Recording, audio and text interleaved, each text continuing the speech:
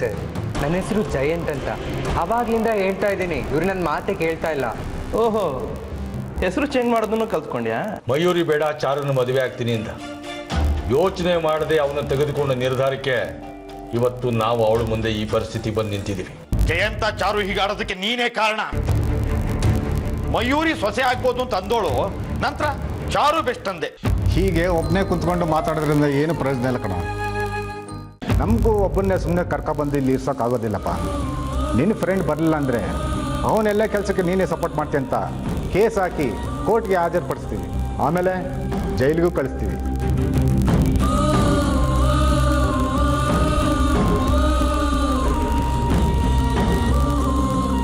ನಿಮ್ಮ ಮನೇಲಿ ಹೇಳೋರು ಕೇಳೋರು ಯಾರಿಲ್ವಾ?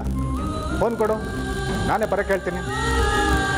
ಒಂದ್ಸಲಿ ಕೇಸ್ ಜಡಿತು ಅಂದರೆ ಮುಂದೆ ನಿನ್ನ ಫ್ಯೂಚರ್ ತುಂಬ ಪ್ರಾಬ್ಲಮ್ ಆಗುತ್ತೆ, ತಿಳ್ಕೊ. ಸರ್, ಮನೆಯವ್ರಿಗೆ ಈ ವಿಷಯ ಗೊತ್ತಾಯ್ತು ಅಂದರೆ ತುಂಬ ಬೇಜಾರು ಮಾಡ್ಕೋತಾರೆ ಸರ್. ಅದರಲ್ಲೂ ಫ್ರೆಂಡು ನಂಬ್ಕೊಂಬಂದು ಈ ರೀತಿ ಆಯಿತು ಅಂದರೆ ತುಂಬಾ ಬೇಜಾರು ಮಾಡ್ಕೋತಾರೆ. ನಾನು ಮೊದಲೇ ತುಂಬ ನೊಂದಿದ್ದೀನಿ. ನೀವೇ ಏನಾದರೂ ದಾರಿ ತೋರಿಸಿ ಸರ್, ಪ್ಲೀಸ್. ನಾನೇನು ದಾರಿ ತೋರ್ಸೋಕ್ಕಾಗಲ್ಲಪ್ಪ. ನಾಳೆ ನಿನ್ನ ಫ್ರೆಂಡ್ ಬರಲಿಲ್ಲ ಅಂದರೆ ತುಂಬ ಪ್ರಾಬ್ಲಮ್ ಆಗುತ್ತೆ. ನಾನು ಹೇಳೋದು ಹೇಳಿದ್ದೀನಿ, ಅದೇನು ಮಾಡ್ಕೊತೆ ಮಾಡ್ಕೊ.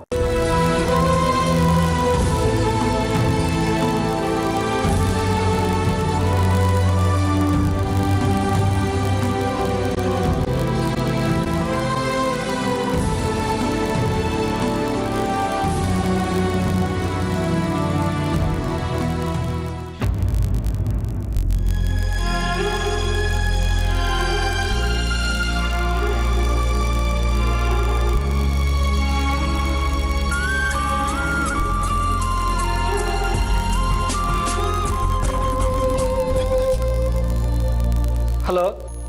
ಹಲೋ, ನಾನು ಮೇಘ. ಓ, ಮನೆ ನಂಬರಾ? ಸೇವ್ ಮಾಡ್ಕೊಂಡಿಲ್ಲ. ದಿನ ಮೈರಿ ಮೊಬೈಲಿಗೆ ಮಾಡೋದಲ್ವಾ? ಹೇಳಿ ಮೇಘ. ರಾಹುಲ್, ಜಯಂತ್ ಅಣ್ಣ ಮನೇಲಿ ಎಲ್ಲೂ ಕಾಣಿಸ್ತಾ ಇಲ್ಲ. ಇಲ್ಲಿ ದೊಡ್ಡ ರಾದ್ದ ಅಂತಾನೆ ನಡೀತಾ ಇದೆ. ಅವ್ನ ಫೋನ್ ಬೇರೆ ಸ್ವಿಚ್ ಆಫ್ ಆಗಿದೆ. ಮನೇಲಿ ಎಲ್ಲರೂ ತುಂಬಾ ಟೆನ್ಷನ್ ಅಲ್ಲಿದ್ದಾರೆ. ಹಲೋ ಹಲೋ ರಾಹುಲ್, ಯಾಕೇನು ಮಾತಾಡ್ತಾ ಇಲ್ಲ? ನೀವೇನಾದ್ರೂ ಮಾಡೋಕ್ಕಾಗುತ್ತಾ? ಅವನು ಎಲ್ಲೋ ಹೋಗಿರ್ತಾನೆ. 1-2 ದಿನ ಮನೆ ನೆನಪಾದ್ಮೇಲೆ ಬಂದೇ ಬರ್ತಾನೆ ಬಿಡು. ಇಲ್ಲ ರಾಹುಲ್, ಜಯಂತ್ ಅಣ್ಣ ಚಾರು ವಿಷಯದಲ್ಲಿ ತುಂಬಾ ಸೀರಿಯಸ್ ಆಗಿದ್ದಾನೆ ಅನ್ಸುತ್ತೆ. ಅದು ಅಲ್ಲದೆ ಮಯೂರಿ ಅವನ್ನ ಒಪ್ಕೋತಿಲ್ಲ ಅನ್ನೋ ಬೇಜಾರಲ್ಲಿದ್ದ. ಪ್ಲೀಸ್, ಜಯಂತ್ ಅಣ್ಣನ ಹುಡ್ಕಕ್ಕೆ ಏನಾದರೂ ಹೆಲ್ಪ್ ಮಾಡಿ. Okay, done. ನಾನು ಮೇಘನ್ಗೋಸ್ಕರಾದರೂ ಹುಡುಕ್ತೀನಿ. ಜಯಂತನ ಬಗ್ಗೆ ಮಯೂರಿಗೆ ಖಂಡಿತ ಪ್ರೀತಿ ಇದೆ ಮೇಘ. ಇದನ್ನು ನಾನು ಮಯೂರ್ ಹತ್ರ ಮಾತಾಡ್ಬೇಕಿದ್ರೆ ಅಬ್ಸರ್ವ್ ಮಾಡಿದ್ದೀನಿ. ಆದರೆ ಎಲ್ಲ ಕ್ಲಿಯರ್ ಆಗೋ ಹೊತ್ತಿಗೆ ಜಯಂತ್ ದುಡುಕ್ಬಾರ್ದಿತ್ತು. ನಿಜ. ಆದರೆ ಇನ್ಸಿಡೆಂಟ್ ನಡೆದು ಹೋಗಿದೆಯಲ್ಲ. ಈಗ ಜಯಂತ್ ಅಣ್ಣನ ಹುಡುಗಿ ಕರ್ಕೊಂಡು ಬಂದು ಮಯೂರಿನ ಒಪ್ಸೋದಷ್ಟೇ ಉಳ್ದಿರೋದು. ಜಯಂತ್ ಎದುರು ಬಂದರೂ ಮಯೂರ್ ಅದನ್ನ ನೇರವಾಗಿ ಹೇಳ್ತಾಳೆ ಅನ್ಕೊಂಡ್ಯಾ? ಜಯಂತನ ಮೇಲೆ ಆಸಕ್ತಿ ಇದ್ರೂ ಆ ಹಳೆ ಘಟನೆಯ ಭಯ ಇದ್ದೇ ಇರುತ್ತಲ್ವಾ? ಪ್ರಯತ್ನ ಮಾಡೋಣ ರಾಹುಲ್. ಮೊದಲು ಜಯಂತ್ ಅಣ್ಣನ ಹುಡುಕಕ್ಕೆ ಹೆಲ್ಪ್ ಮಾಡಿ ಪ್ಲೀಸ್. ನನ್ನ ಡಾರ್ಲಿಂಗ್ ಹೇಳಿದ ಮೇಲೆ ಮಾಡದೇ ಇರೋಕ್ಕಾಗುತ್ತಾ? Okay, I will try my level best. Okay, thank you Rahul.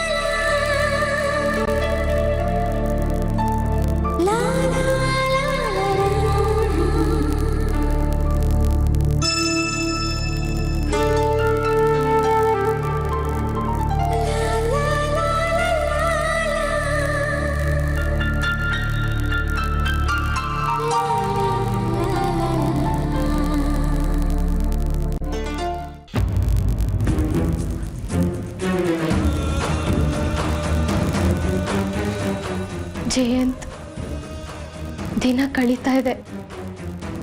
ನಾವಿಬ್ರು ಒಂದಾಗೋ ಕಾಲ ಕೂಡ ಬರ್ತಿಲ್ವೇನೋ ಅನ್ನಿಸ್ತಿದೆ.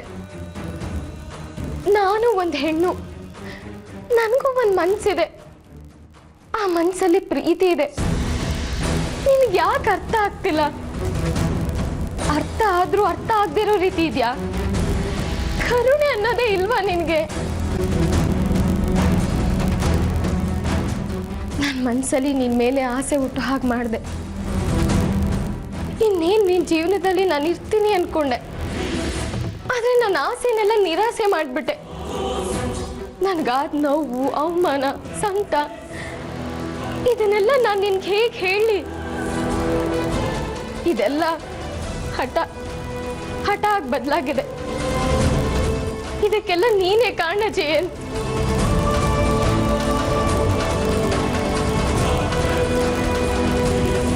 ಏನ್ ಮಾಡ್ತಿದ್ದೀನಿ ನಾನು ಅಳದ? ಈ ಚಾರು ಅಳೋದಾಗ್ಲಿ ಸೋಲೋದಾಗ್ಲಿ ಸಾಧ್ಯನೇ ಇಲ್ಲ. ಇವಳು ಹುಟ್ಟಾಗ್ಲಿಂದ ಸೋತೇ ಇಲ್ಲ, ಸಾಯೋವರೆಗೂ ಸೋಲಲ್ಲ.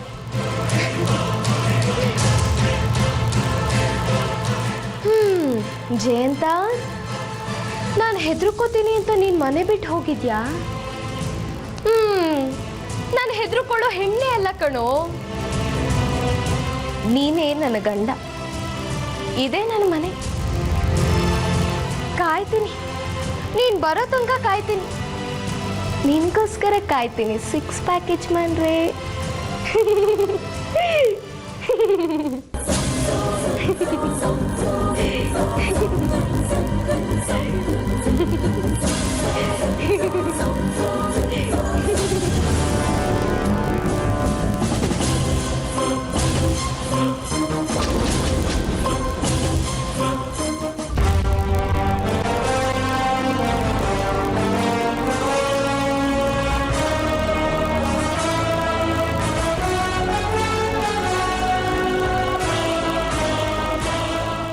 ಏನ್ರಿ ಇದು? ನೀವು ನೋಡಿದ್ರೆ ಚಾರು ಬಗ್ಗೆ ಯೋಚನೆ ಮಾಡಿ ಆರೋಗ್ಯ ಹಾಳು ಮಾಡ್ಕೋತಾ ಇದ್ದೀರಾ. ಆದರೆ ಚಾರುಗೆ ನಮ್ಮ ನೆನಪೇ ಇಲ್ವಲ್ರಿ? ನೀನು ಯೋಚಿಸ್ತಾ ಇರೋದನ್ನೇ ತಾನೇ ನಾನು ಯೋಚಿಸ್ತಾ ಇರೋದು. ಅವಳನ್ನು ಹೇಗೆ ಸಮಾಧಾನ ಮಾಡಬೇಕು ಅನ್ನೋದೇ ಗೊತ್ತಾಗ್ತಾ ಇಲ್ಲ. ನೋಡ್ರಿ, ಅವಳು ಮಾಡ್ತಿರೋದ್ರಲ್ಲಿ ಯಾವ ತಪ್ಪು ಇಲ್ಲ. ಆದರೆ ಹಠ ಹಿಡ್ಕೊಂಡು ಅಲ್ಲೇ ಕೂತ್ಕೊಂಡ್ರೆ ಮುಂದೇನು ಮಾಡೋದು ಅಂತ. ನೋಡು ರುಕ್ಮಿಣಿ, ಒಬ್ಬಳೆ ಮಗಳು ಅಂತ ನಾವು ಮುದ್ದಿನಿಂದ ಸಾಕಿದ್ವಿ. ಈಗ ನೋಡು, ನಮ್ಮ ಮಾತನ್ನೇ ಕೇಳದೆ ಇರೋ ಹಂತಕ್ಕೆ ಬೆಳೆದು ಬಿಟ್ಟಿದ್ದಾಳವಳು. ಅವತ್ತು ಬಂದವಳು ನನ್ನ ಆರೋಗ್ಯ ವಿಚಾರಿಸೋ ಬದಲು ತನ್ನ ಮದುವೆ ಬಗ್ಗೆನೇ ಮಾತಾಡ್ಕೊಂಡು ಹೋದ್ಲು. ನಾನು ನಾಳೆನೇ ಮದುವೆ ಆಗ್ತಿದ್ದೀನಿ, ನೀವು ಅಲ್ಲೇ ಇದ್ಕೊಂಡು ಆಶೀರ್ವಾದ ಮಾಡಿ, ಹುಷಾರಾದ್ಮೇಲೆ ಯಾವುದಾದ್ರೂ 5 ಸ್ಟಾರ್ ಹೋಟ್ಲಲ್ಲಿ ರಿಸೆಪ್ಷನ್ ಇಟ್ಕೊಳ್ಳೋಣ ಅಂತ ಹೇಳೋದು ಬೇರೆ. ಅವಳು ಮಾತಿಗೆ ನಗೋದ, ಅಳೋದ, ಬೈಯೋದ ಏನು ಅರ್ಥ ಆಗದೆ ಸುಮ್ಮನಾದೆ. ಎಲ್ಲದಕ್ಕೂ ಸರಿ ಅಂತ ತಲೆ ಆಡಿಸ್ಬಿಟ್ಟೆ. ನಗೋದು ನೋಡು. ಮತ್ತಿನ್ನೇನ್ರಿ, ನನ್ನ ಮಗಳು ಅಂತ ಅಷ್ಟೆಲ್ಲ ಪ್ರೀತಿಯಿಂದ ಬೆಳೆಸಿದ್ರಲ್ಲ, ಅವಳು ಹೇಗ್ಲೇರಿದ್ದಾಳೆ, ಅನುಭವಿಸಿ. ಅಲ್ಲಿ ಮನೆಯಲ್ಲಿ ಟೆಕ್ಸ್ಟೈಲ್ ಶಾಪನ್ನೇ ಮನೆ ಕರೆಸ್ಕೊಂಡು ಸೀರೆನೆಲ್ಲ ರಾಶಿ ಹಾಕ್ಕೊಂಡು ಪರ್ಚೇಸ್ ಮಾಡಿದ್ಲಂತೆ. ರುಕ್ಮಿಣಿ, ನಿನ್ನನ್ನು ಮದುವೆಯಾಗಿ ಇಷ್ಟು ವರ್ಷ ಆದರೂ ನಿನಗೆ ನಾನು ಅಷ್ಟು ಖರ್ಚು ಮಾಡಿದೇನೋ ಗೊತ್ತಿಲ್ಲ. ನಗು ನಗು, ನಿನಗೆ ತಮಾಷೆ. ಅವಳಿಗೆ ಯಾವಾಗ ಮದುವೆ ಆಗುತ್ತೋ ಮತ್ತೆ ಖುಷಿಯಿಂದ ನಮ್ಮನೆಗೆ ಓಡ್ಕೊಂಡು ಯಾವಾಗ ಬರ್ತಾಳು ಅಂತ ನಾನು ಕಾಯ್ತಾ ಇದ್ರೆ. ಅಯ್ಯೋ ದೇವ್ರೆ ರೀ, ಅವಳು ನಿಮ್ಮ ಮಗಳು. ನೀವೇನಾದರೂ ಮಾಡ್ಕೊಳ್ಳಿ, ನೀವುಂಟು ಅವಳುಂಟು. ನನಗೆ ಮನೇಲಿ ಸಾಕಷ್ಟು ಕೆಲಸ ಇದೆ, ನಾನು ಬಿಟ್ಬಿಡಿ.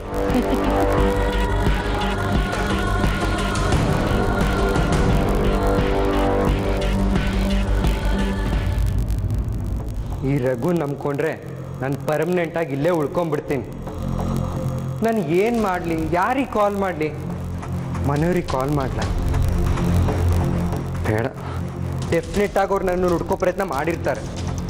ಆದರೆ ನಂದು ಬೇರೆ ಹೊಸ ನಂಬರು, ಯಾರಿಗೂ ಗೊತ್ತಿಲ್ಲ. ಈ ಜಂಜಾಟಗಳಿಂದ ಒಂದಷ್ಟು ದಿನ ಆರಾಮಾಗಿರೋಣ, ನನ್ನ ನೋವು ಸಂಕಟ ಮಯೂರಿಗೆ ಅರ್ಥ ಆಗತ್ತೆ ಅಂತ ನಾನು ಅಂದ್ಕೊಂಡ್ರೆ ಎಲ್ಲ ನನಗೆ ಉಲ್ಟಾ ಹೊಡಿತಾ ಇದೆ. ಈಗ ನಾನು ಏನು ಮಾಡಲಿ, ಯಾರಿಗೆ ಹೇಳಿ?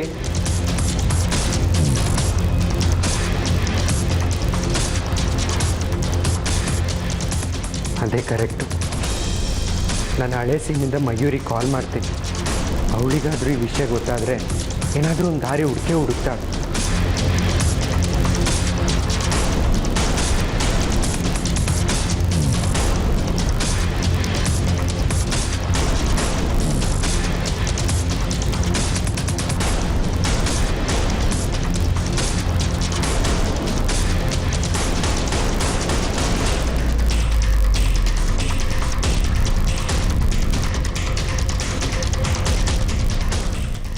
ಬೇಡ, ಇಷ್ಟೊತ್ತಲ್ಲಿ ಕಾಲ್ ಮಾಡಿದ್ರೆ ಸುಮ್ಮನೆ ಗಾಬರಿ ಆಗ್ತಾಳೆ. ನಾಳೆ ಬೆಳಿಗ್ಗೆನೆ ಕಾಲ್ ಮಾಡಿದ್ರೆ ಆಯಿತು.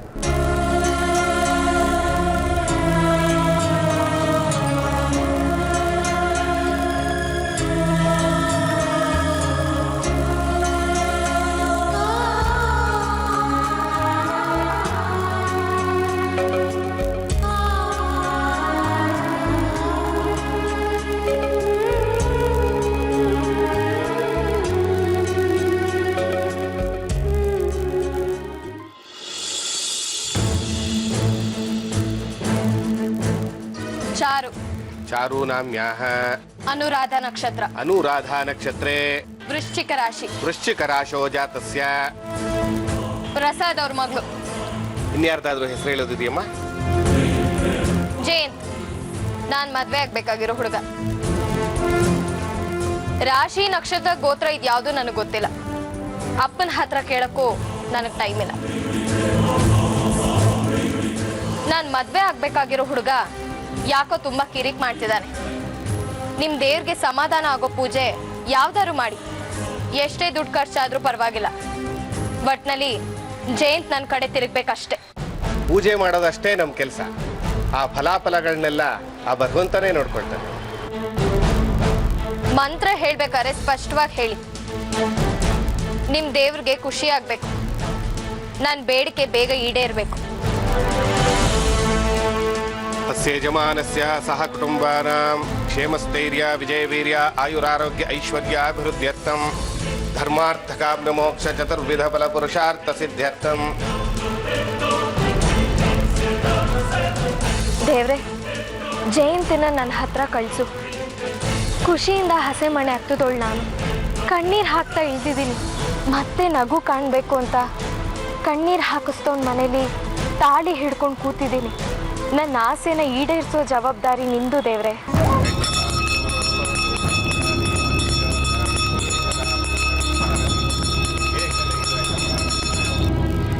ನಾನು ಇಲ್ಲಿವರೆಗೂ ಸೋತಿಲ್ಲ, ಇನ್ನು ಮುಂದಕ್ಕೂ ಸೋಲ್ಬಾರ್ದು.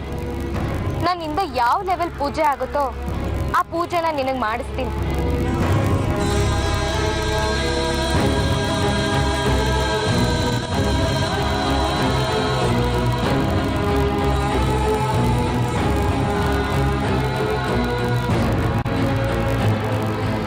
ಧಾರಯಾಮಿ. ಮಹಾಗಣಪತಿ ದೇವತಾಭ್ಯೋ ನಮಃ.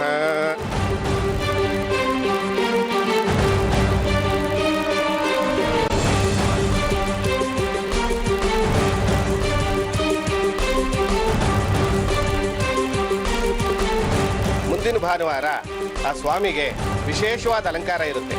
ಸಾಧ್ಯವಾದರೆ ಬಂದು ನಿಮ್ಮ ಕೈಲಾದಷ್ಟು ಸೇವೆ ಮಾಡಿ. ಆ ದೇವರೆಲ್ಲ ಒಳ್ಳೇದು ಮಾಡ್ತಾರೆ. ಆ ಭಗವಂತ ಸಂಪೂರ್ಣವಾಗಿ ಸುಪ್ರೀತನಾಗಿದ್ದಾನೆ ತಾಯಿ. ಆದಷ್ಟು ಬೇಗ ನಿನ್ನ ಆಸೆಗಳೆಲ್ಲ ಈಡೇರುತ್ತೆ. ಮೊದಲು ದೇವರು ನನ್ನ ಆಸೆ ಈಡೇರಿಸಿ, ಆಮೇಲೆ ಜಯಂತನ ಹೆಂಡತಿಯಾಗಿ ಅವನ ಜೊತೆನೆ ಇಲ್ಲಿಗೆ ಬರ್ತೀನಿ. ನಿಮ್ಮಲ್ಲಿ ಯಾವ ಕಾಸ್ಟ್ಲಿ ಪೂಜೆ ಇದೆಯೋ ಹೇಳಿ, ನಾನು ಮಾಡಿಸ್ತೀನಿ.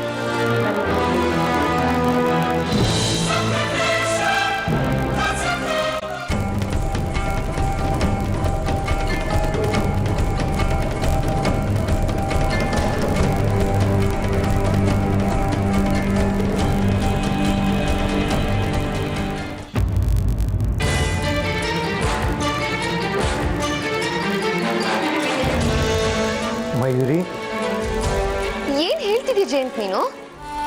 ಇದೆಲ್ಲ ಹೇಗಾಯ್ತು? ಏನೋ ಗೊತ್ತಿಲ್ಲ ಮಯೂರಿ, ನಮ್ದವರೇ ಮೋಸ ಮಾಡ್ತಾ ಇದ್ದಾರೆ. ನೀನೇ ಬೇಕಾದ್ರೆ ಇಲ್ಲಿ ಬಂದು ನೋಡು. ಸರಿ, ನೀನೇನು ಯೋಚನೆ ಮಾಡಬೇಡ, ನಾನೇ ಬರ್ತೀನಿ ಅಲ್ಲಿಗೆ. ಮಯೂರಿ, ಒಂದು ಮಾತು, ಯಾರಿಗೂ ಈ ವಿಷಯ ಹೇಳಬೇಡ. ಆಯ್ತು, ಹೇಳಲ್ಲ. ಅಲ್ಲೇ ಬಂದು ಮಾತಾಡ್ತೀನಿ. ಓಕೆ? ಓಕೆ.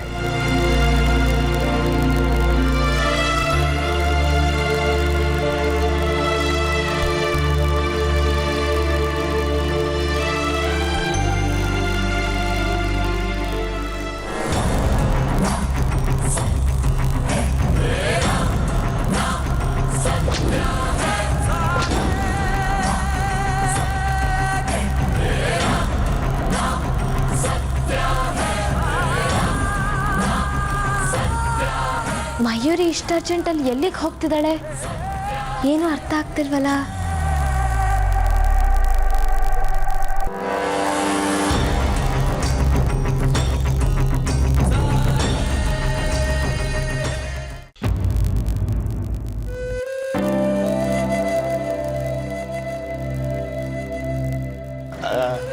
ನೀವು ಜಯಂತ್ ಫ್ರೆಂಡ್ಸ್ ಅಲ್ಲಪ್ಪ? ಹೌದು ಅಂಕಲ್. ಜಯಂತ್ ಎಲ್ಲಿ? ನಮಗೆ ಗೊತ್ತಿಲ್ಲ ಅಂಕಲ್. ನಿಮಗೆ ಸಿಕ್ಕೇ ಇಲ್ವಾ? ಇಲ್ಲ ಅಂಕಲ್, ಮೊನ್ನೆ ಹಬ್ಬಕ್ಕೆ ಪಾರ್ಟಿ ಮಾಡಬೇಕು ಅಂತ ಫೋನ್ ಮಾಡಿದ್ದ, ಅದು ಬಿಟ್ಟರೆ ಸಿಕ್ಕೇ ಇಲ್ಲ. ಅವ್ನಿಗೆ ಯಾರಾದರೂ ಬೇರೆ ಕ್ಲೋಸ್ ಫ್ರೆಂಡ್ಸ್ ಇದ್ದಾರಾ? ಹಾಗೇನಿಲ್ಲ ಅಂಕಲ್, ನಮ್ಮ ಥರನೇ ಎಲ್ರ ಜೊತೆ ಮಾತಾಡ್ಕೊಂಡು ಇರ್ತಿದ್ದ. ಯಾಕೆ ಅಂಕಲ್, ಎನಿ ಪ್ರಾಬ್ಲಮ್? ಇಲ್ಲ, ಅಂಥದ್ದೇನಿಲ್ಲ. ಅವನ ಫೋನು ಸ್ವಿಚ್ ಆಫ್ ಬರ್ತಿತ್ತು, ಅದಕ್ಕೆ ಗಾಬರಿ ಆಯ್ತು. ಹೆತ್ತೋರ್ ಸಂಕಟ ಅಲ್ಲಪ್ಪ, ಕೇಳಿದೆ. ಮನೇಲಿ ಅದೇನೋ ಟೆನ್ಷನ್ ಅಂತಿದ್ದ. ಇಲ್ಲ, ಅಂಥದ್ದೇನಿಲ್ಲ. ಮನೆ ಅಂದ ಮೇಲೆ ಒಂದು ಮಾತು ಬರುತ್ತೆ, ಒಂದು ಮಾತು ಹೋಗುತ್ತೆ. ನಿಮ್ಗೇನಾದರೂ ಜಯಂತ್ ಸಿಕ್ಕಿದ್ರೆ ನಿಮ್ಮಪ್ಪ ಹುಡುಕೊಂಬಂದಿದ್ರು ಅಂತ ಹೇಳಿ, ಆಯ್ತಾ? ಸರಿ ಆಯ್ತು ಅಂಕಲ್, ಬರ್ತೀನಿ. ನೋಡಮ್ಮಗ, ಮಕ್ಕಳು ಕೂಡ ಟೆನ್ಷನ್ಗೆ ತಂದೆಂದ್ರೆ ಎಷ್ಟೊಂದು ಕಷ್ಟ ಪಡ್ಬೇಕು. ನಮ್ಮ ತಂದೆ ಕಥೆನೂ ಇದೆ ಅಲ್ವಾ?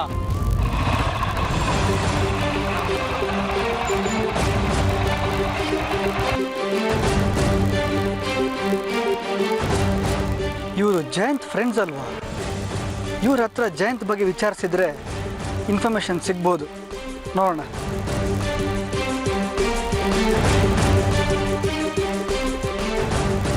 ಹಾಯ್,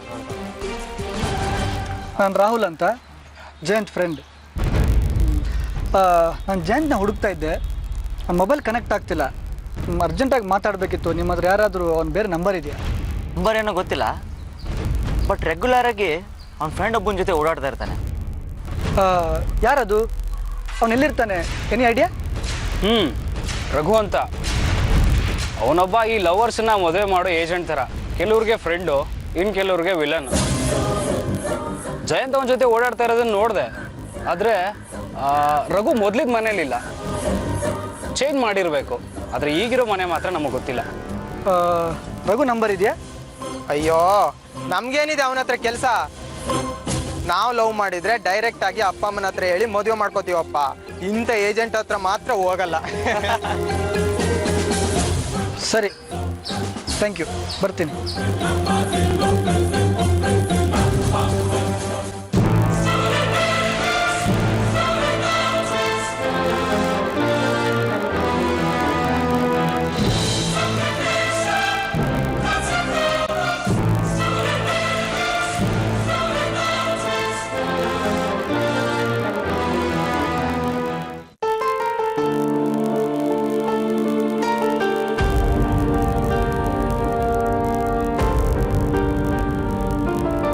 ದಿನ ಯೋಚನೆ ಮಾಡದೆ ಆಗೋಯ್ತಲ್ಲ ಸುಮತೆ. ಜಯಂತಿಗೆ ವಾಪಸ್ ಬರಬೇಕು ಅಂತ ಅನ್ಸೇ ಇಲ್ವಾ? ನಮಗೆಲ್ಲ ಈಗ ಟೆನ್ಷನ್ ಕೊಟ್ಬಿಟ್ಟು ಅವ್ನ ಮನೆಯಿಂದ ಹೊರಗಡೆ ಆರಾಮಾಗಿದ್ರೆ ಏನು ಸಾಧಿಸ್ದಂಗಾಗತ್ತೆ? ಅಪ್ಪ, ಏನಮ್ಮ? ಜಯಂತಣ್ಣ ಬರ್ತಾನಲ್ವಾ? ಬರ್ತಾನೆ ಅಂತ ನಾವು ಕಾಯ್ತಾ ಇದೀವಮ್ಮ. ಯಾಕಮ್ಮ, ಒಂಥರ ಇದೆಯಾ? ಅಪ್ಪ, ಯಾವಾಗ ಕಾಲೇಜ್ ರಿಓಪನ್ ಆಗುತ್ತೋ ಅಂತ ನಾವು ಕಾಯ್ತಾ ಇದ್ದೀವಿ. ಈ ಚಾರು ಗಲಾಟೆಯಿಂದ ಒಂದಿಷ್ಟು ನೆಮ್ಮದಿ ಇಲ್ದ ಹಾಗಾಗೋಗಿದೆ. ನೋಡು ಮೇಘ, ಇದಕ್ಕೆಲ್ಲ ತಲೆ ಹಾಕಿ ನೀನು ಓದನ್ನ ಹಾಳು ಮಾಡ್ಕೋಬೇಡ. ಮನೆಯಲ್ಲಿ ಹಿರಿಯವರು ಅಂತ ನಾವಿದ್ದೀವಲ್ಲ, ಎಲ್ಲ ಸರಿ ಮಾಡ್ತೀವಿ. ನೀವಿದ್ದೀರಾ ನಿಜ, ಆದರೆ ಜಯಂತಣ್ಣ ಮಯೂರಿ ಒದ್ದಾಟನ ನೋಡೋಕ್ಕಾಗ್ತಿಲ್ಲ. ಇಲ್ಲ ಮೇಘ, ಮಯೂರನ್ನೇ ಹೇಳ್ತಾ ಇದ್ಲು, ಚಾರು ಬೇಕಾದ್ರೆ ಜಯಂತನ ಮದುವೆ ಆಗಲಿ ಅಂತ. ಅವಳು ಈಗ ಮನಸ್ಸು ಗಟ್ಟಿ ಮಾಡ್ಕೊಂಡಿದ್ದಾಳೆ. ಇಲ್ಲ ಅಮ್ಮ, ನೀನು ಅನ್ಕೊಂಡಿರೋದು ಸುಳ್ಳು. ನಾನು ಗಮನಿಸಿದ ಪ್ರಕಾರ ಮಯೂರಿ ಮನಸ್ಸಲ್ಲಿ ಜಯಂತಣ್ಣನಿಗೆ ಇನ್ನೂ ಜಾಗ ಇದೆ. ಅದು ಯಾವಾಗ ಬೇಕಾದರೂ ಅಂದ್ರೆ ನನ್ಗನ್ಸುತ್ತೆ ಮಯೂರಿ ಜಯಂತಣ್ಣಂತೂ ತುಂಬ ಒಳ್ಳೆ ಜೋಡಿ ಅಂತ. ಅಪ್ಪ ಅಮ್ಮ ಮಗಳು ಸೇರ್ಕೊಂಡು ನನ್ನನ್ನ ಮನೆಯಿಂದ ಕಳ್ಸೋ ಸ್ಕೆಚ್ ಹಾಕ್ತಿದ್ದೀರಾ?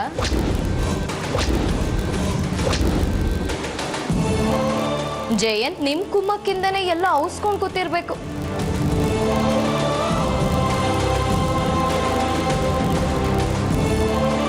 ಜಯಂತ್ ಎಲ್ಲಿರ್ತಾನೆ ಅಂತ ಮಯೂರಿಗೆ ಪಕ್ಕಾ ಗೊತ್ತಿರುತ್ತೆ. ನೀವು ಅವಳನ್ನ ವಿಚಾರಿಸೋ ಬದಲು ಇಲ್ಲಿ ಬಂದು ಹರಟೆ ಹೊಡಿತಿದ್ದೀರಲ್ಲ, ನಿಮ್ಮಿಂದ ನಾನು ಇದನ್ನ ಎಕ್ಸ್ಪೆಕ್ಟ್ ಮಾಡಿರ್ಲಿಲ್ಲ. ಹಾಗಲ್ಲಮ್ಮ, ಜಯಂತ ಬಂದು ಈ ಸಮಸ್ಯೆನ ಆದಷ್ಟು ಬೇಗ ಬಗೆಹರಿಸಬೇಕಾಗಿತ್ತು ಅಂತಲೇ ಮಾತಾಡ್ತಿದ್ವಿ. ನಿಮ್ಮ ಪ್ರಾಬ್ಲಮ್ ಸಾಲ್ವ್ ಆದರೆ ನಮಗೂ ಸಮಾಧಾನ ಅಲ್ವಾ? ನೇರವಾಗಿ ಹೇಳ್ತೀನಿ ಕೇಳಿ, ಜಯಂತನ ಜೊತೆ ನನ್ನ ಮದುವೆ ಆಗಲೇಬೇಕು. ಇಲ್ಲ ಅಂದ್ರೆ ಮೀನಾಕ್ಷಿ ಅತ್ತೆನ ಬಿಟ್ಟು ಉಳ್ದೋರ್ ಹೆಸರನ್ನೆಲ್ಲ ಬರೆದು ಆತ್ಮಹತ್ಯೆ ಮಾಡ್ಕೋತೀನಿ.